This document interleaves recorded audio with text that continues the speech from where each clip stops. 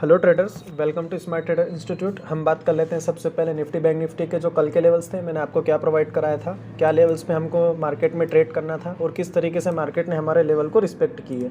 अब सबसे पहले मैं आपको बताता हूँ, कल मैंने आपको एक चीज़ बताई थी कि 17,050 का जो लेवल है एक मार्केट के लिए बहुत क्रूशियस लेवल है। अगर मार्केट इस लेवल से ऊपर जाके सस्टेन करता है तो आपको मार्केट में बाइंग अपॉर्चुनिटी को ढूंढना है, और इसी के साथ हमने एक ट्रेड बहुत अच्छा लिया है। मैं आपको सबसे पहले वो ट्रेड भी बताऊँगा।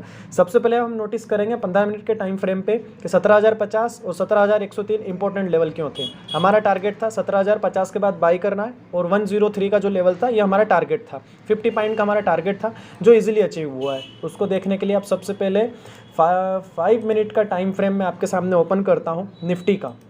निफ्टी में आप एक चीज़ नोटिस कीजिए, मार्केट गैप अप ओपन होता है 90 पॉइंट से ज़्यादा का मार्केट एक गैप अप ओपन देता है। ये जो मार्केट ने गैप अप ओपन दिया 90 पॉइंट का दिया, आपने भी देखा होगा डाउ जोन्स और डाउ फ्यूचर्स बहुत अच्छे पॉजिटिव थे मार्केट में, बट हमारे जो मार्केट में एक थोड़ी सी वीकनेस बन रही थी। फिर भी हमने एक लेवल लिया। आज एक्सपायरी वाला डे था, एक्सपायरी में वॉलिटी हद से ज़्यादा होती है और आपने मार्केट में देखी भी है। मार्केट का एक नैरो रेंज भी आपने देखा है यहाँ पे। ये जो नैरो रेंज आपने मार्केट का देखा है, यहाँ पे कोई ट्रेंड डिसाइड नहीं हुआ, सिर्फ ठेठा डिके हुआ है। और लोगों का ऑप्शन बाइंग में दुश्मन होता है एक टाइम वैल्यू के साथ मार्केट में प्राइस गलता है। सबसे पहला जो ट्रेड हमने लिया था वो लिया था हमने 17,050 पे। सबसे पहले मैंने आपको एक नोटिफिकेशन भी दिया था, वो था हमारा ये Nifty 17,050 important level, then buy nifty target 50 points. ठीक है, 50 पॉइंट 17,050 मैंने दिया था 9:27 पे। अगर आप टाइम नोट करेंगे तो ये रहा टाइम, दिख रहा है आपको 9:27 पे हमारा इस कैंडल के साथ पे टारगेट अचीव होने वाला था। हमारी एंट्री यहाँ लग चुकी थी। हमारा टारगेट क्या था? हमारा टारगेट था 17,103, 50 पॉइंट्स। ये देखिए 50 पॉइंट्स हमारा टारगेट था जो हमको इजीली मिला।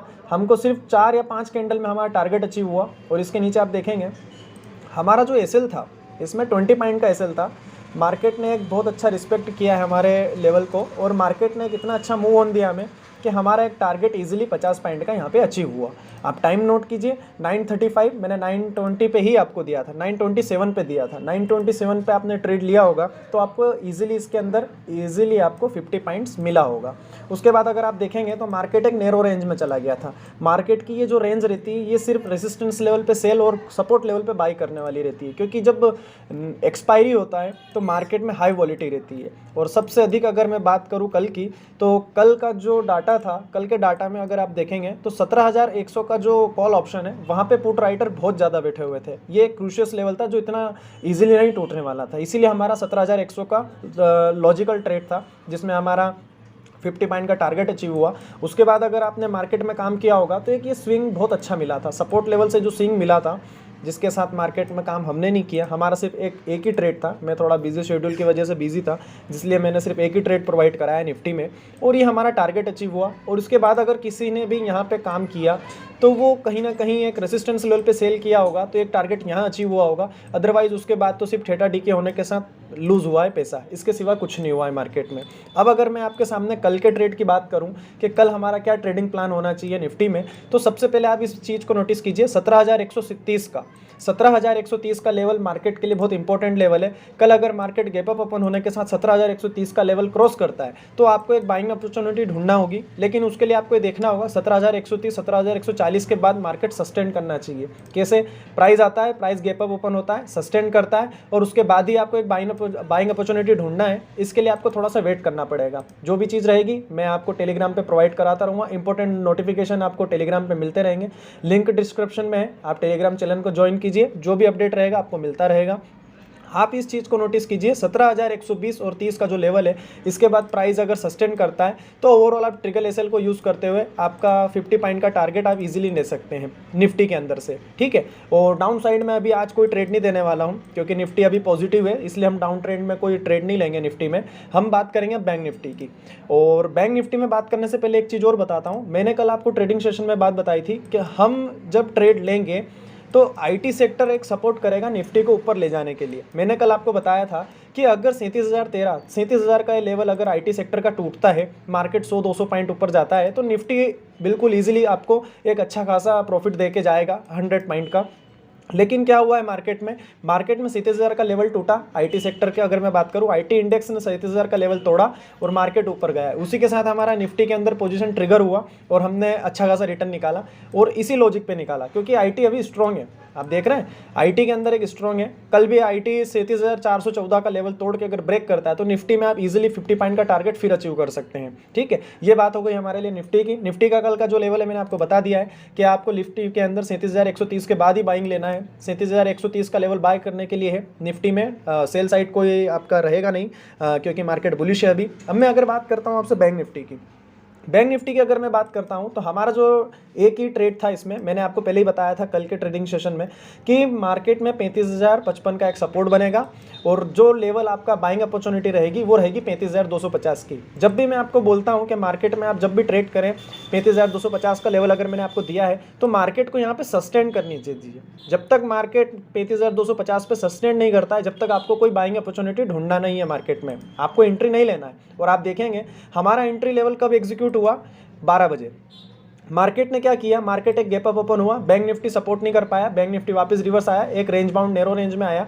नैरो रेंज में आने के बाद 12 बजे के बाद एक ब्रेकआउट मिला और हमारा लेवल था 35,250 का, जो हमारा लेवल 12 बजे एक्टिवेट हुआ। 12 बजे 35,000 का हमारा लेवल एक्टिवेट होते ही मार्केट ने हमें कितने पॉइंट का टारगेट अचीव कराया, मैं आपके सामने शो करता हूँ।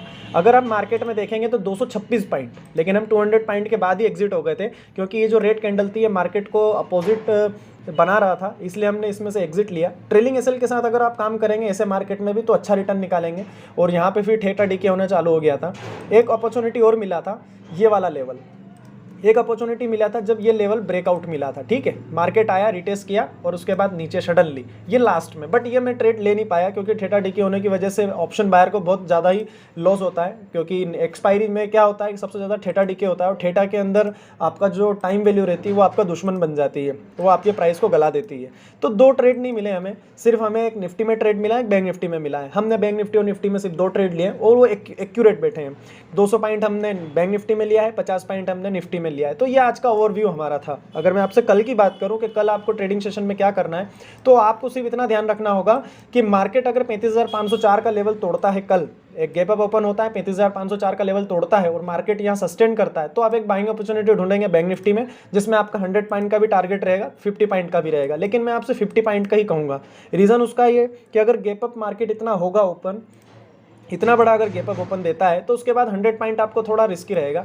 जो भी अपडेट रहेगा मैं आपको टेलीग्राम में ज़रूर बताऊंगा। ये तो हम पहले प्रिडिक्ट कर रहे हैं, बट मार्केट में लाइव डाटा आने के बाद ही पता चलेगा कि मार्केट कितना बुलिश रहेगा। क्योंकि अगर मैं नैस्डैक की बात करूँ तो अभी नैस्डैक फ्लैट है और डाउ जोन्स की बात करूँ 260 के बाद बंद हुआ है। जैसे ही 8 बजे मार्केट खुलेगा हमें पता चलेगा कि ग्लोबल मार्केट का क्या इंडिकेशन है मार्केट को आगे ले जाने के लिए। और अगर मैं बैंक निफ्टी के कल के लेवल की बात करूँ तो बैंक निफ्टी में मेरा कोई सेल के लिए अभी लेवल नहीं बन रहा है। मेरा लेवल है 35,504 के बाद मार्केट सस्टेन करता है तो हम एक बाइंग अपॉर्चुनिटी ढूंढेंगे, या फिर यहाँ पे आपको एक सस्टेन होने के बाद एक प्राइस नीचे आता हुआ दिखेगा तो वही लॉजिक अपनाएंगे। हम रेसिस्टेंस लेवल पे सेल करेंगे, सपोर्ट लेवल पे बाई करेंगे। नैरो रेंज के अंदर यही अगर टेक्निकल एनालाइज आप करते हैं तो आपको पता चलना चाहिए कि मार्केट इस रेंज पे आता है, रेसिस्टेंस पे टच होता है और उसके बाद वापस एक फ्लैट मार्केट हो जाता है। तो आपको ये लॉजिक को अपनाना होगा, क्योंकि मार्केट के 3 ट्रेंड होते हैं, अप ट्रेंड, डाउन ट्रेंड और साइडवेज। इसके सिवा मार्केट का कोई ट्रेंड नहीं होता है। लेकिन हर ट्रेंड के लिए आपको अलग अलग स्ट्रैटेजी को यूज़ करना होगा और उसी के साथ आपको काम करना होगा। प्रॉपर अपडेट के लिए टेलीग्राम से जुड़े रहें, मेरा लिंक डिस्क्रिप्शन में मिल जाएगा आपको, उसको अपडेट करेंगे, उसमें जुड़े रहेंगे तो आपको जो भी अपडेट लाइव मार्केट का रहेगा वो मिलता रहेगा। तो आप इतना नोटिस कीजिए 35,500 का जो लेवल है यहाँ पे मार्केट सस्टेन करता है तो उसी के बाद हम एक बाइंग अपॉर्चुनिटी बैंक निफ्टी में ढूंढेंगे। और अगर स्टॉक्स की अगर बात कर लूँ मैं तो स्टॉक्स के लेवल मैं आपको लाइव सेशन में प्रोवाइड कराऊंगा। ठीक है, तो ये हमारे निफ्टी बैंक निफ्टी के लेवल्स थे। Okay, thank you.